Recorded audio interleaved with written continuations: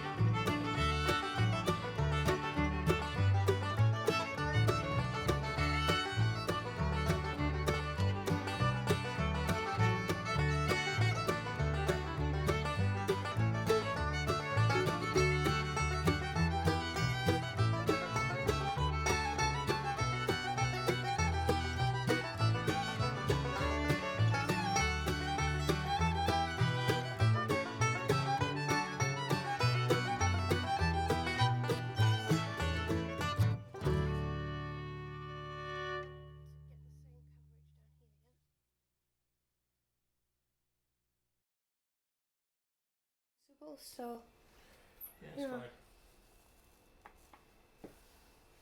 it's so much quicker than a brush with a roller. I would have a look at this though, darling. Yeah. There's some reason there's white bits here. Oh no, that's just literally where the light is catching it. So. Yeah, that's the problem.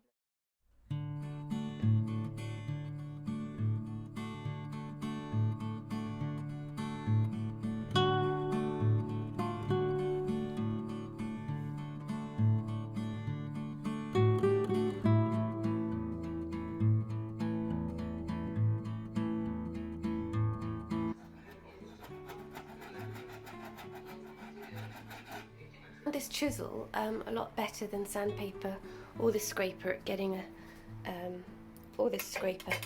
getting a perfectly flat surface actually. So the problem is, as I said before, even the laminate, I think it swelled up and kind of peeled back a little bit from the handle holes.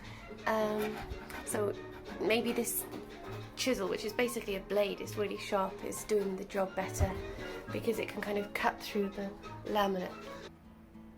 Second and I hope last coat on these covers.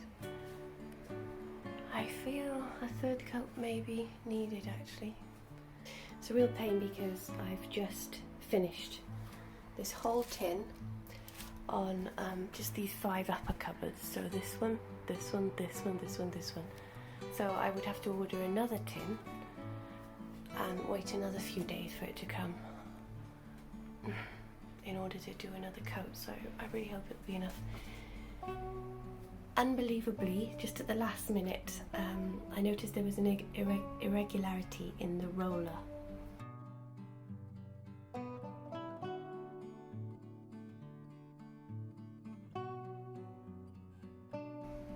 In the way the roller put the paint on. I don't know if you can see. Yes, there. So just there. And I took the paint off, but it's kind of fatal. Once you've done a coat with a roller, you can't really remove a small part and try and touch it up with a roller or a brush. It just never works, because essentially you're just trying to paint an incredibly detailed and irregular shape only within that shape. Otherwise you just keep seeing the difference in thickness of paint again. So I really have no idea what to do about that. It's on the central cupboard. It couldn't be more central. So maybe I will have to buy yet another tin of Rust-Oleum kitchen cupboard paint.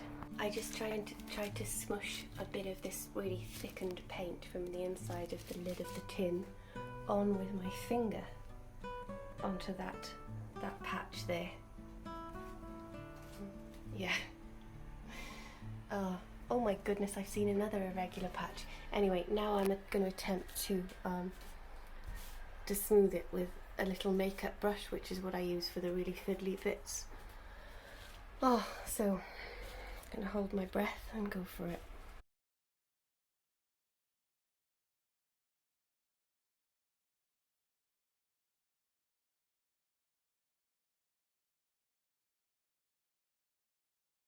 I can't even see because I'm in my own light.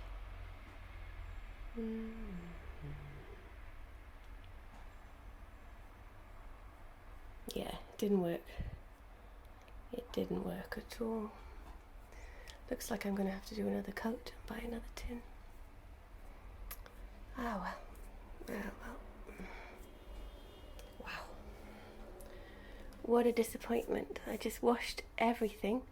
I just washed all the brushes, thought I'd finished for the night, and saw that patch. And you know what? I should have just left the patch rather than take it off. Now I realise that you literally cannot patch up a rollered painted door. My word.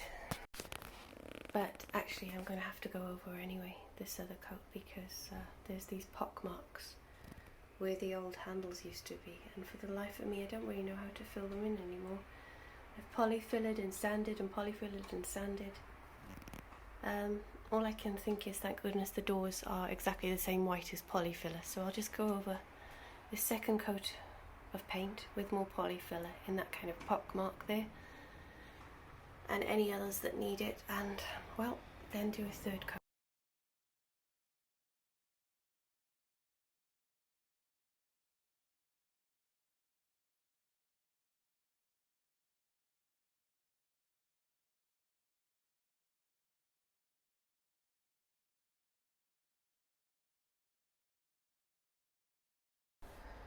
Right, this is kind of hard for you to see, but the kind of bald patch that appeared last night after I scraped off an uneven, or wiped off an uneven patch of paint, I've now attempted to fill in with some the very remnants of paint in this tin. Yeah, down there. I got it with my finger because the brush wasn't working when I tried to do the same thing with the brush last night. Filled it in with my finger and hoped that it was kind of thick, because the paint was thick, because it was the last parts of the tin.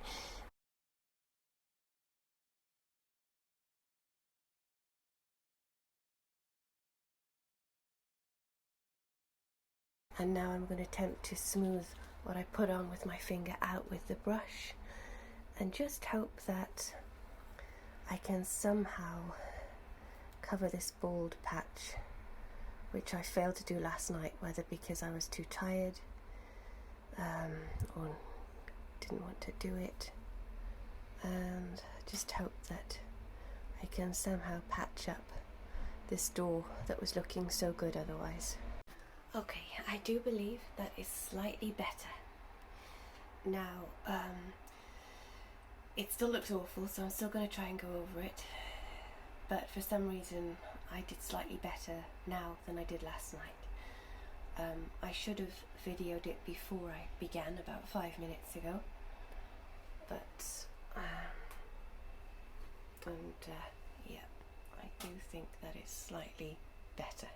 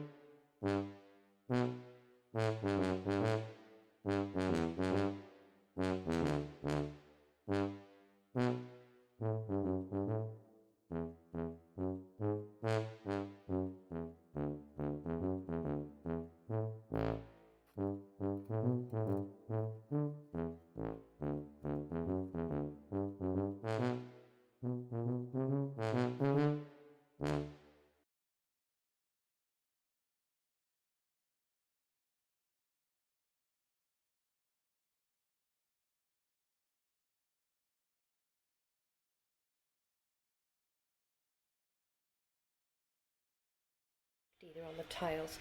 There was a speckled effect on the doors when we did it with a roller, but now it's virtually invisible and you can't see the sort of dappled. Oh, you can a bit actually. Look at that. And that's still where the handles are. So the main problem with these kitchen cabinets is that I haven't been able to successfully camouflage where the old handles were, and I'm not really sure what to do about that yet.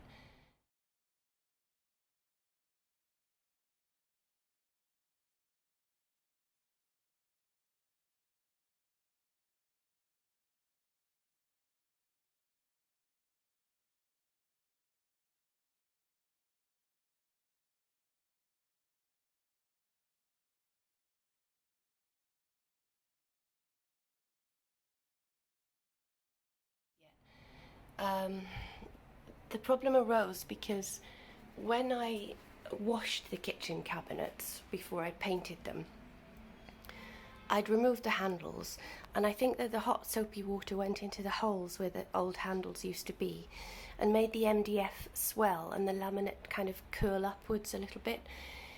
So they were kind of like slightly raised moon craters. So I filled them in with polyfiller, and I did the best job I could, and then I sanded them. But the sanding took out a tiny bit too much polyfiller from the centre of the hole. So then I had to re-polyfiller, wait a day for them for the polyfiller to dry again. But this time, it seems that I overfilled the polyfiller, probably because I was trying not to let the same thing happen that happened before. And now we've got kind of raised places where the handles were. So I'm really quite gutted about that, considering the amount of effort I went to try and prevent that happening, and I'm not really sure what to do about it now, because obviously to sand, there's another one there, because to sand these things now will take the paint off, and it's just a bit of a nightmare really, and I don't know how to get around it. And it seemed that the problem was, as I said, sorry about the car horn, that the MDF and laminate itself was raised around the old handle holes, and I'm not sure if it was raised before I washed the cupboards with hot soapy water, or the washing itself and the amount of water I used in my attempt to try and get rid of the fairy liquid mixture and the soapy suds actually caused the MDF to swell and the laminate to curl away slightly from the edges of the holes. So that's the bête noire of this kitchen decoration story so far, and I'm not sure if I can get around it or how to get around that problem.